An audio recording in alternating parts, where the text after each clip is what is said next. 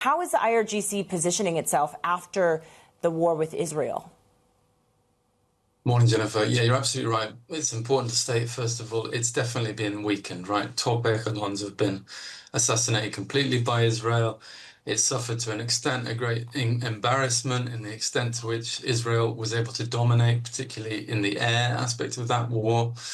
And yet, in the aftermath of it, in the way that Iran has sought to regroup and recuperate, we've seen the IRGC taking a really prominent role. It's filled a lot of the slots on this brand new Defense Council, National Defense Council, that will be key, I think, to any sort of chain of command situations in any future skirmishes with Israel. And then there's a way in which it's also standing to benefit from this uptick in nationalist sentiment, right? While it's both embarrassed that in the way the war unfolded, it's also the most capable fighting force in the country. It did have some small wins, it would say, against Israel during the war, be it missile strikes against Israeli cities or downing Israeli drones that were trying to attack Iran.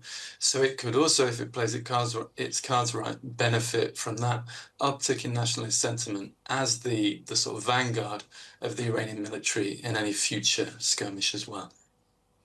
And Patrick, as you note in the story, it's not just another military group. It's really quite central, as we pointed out in the intro, to the happenings within the region. Can you walk us through financially what it does and how key it is to Iran?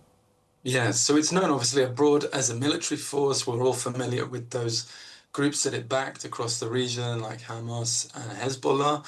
But internally, it's also the face of putting down protests.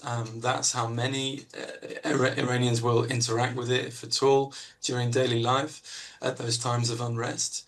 And then also, I think much less known abroad, it's also got huge business interests, right? Spanning from hospitals, TV stations, and in particular engineering. It was even involved in the construction of the Tehran metro. That construction engineering expertise is a legacy of the war with Iraq in the 1980s, where there was huge damage and huge reconstruction required in the wake of it.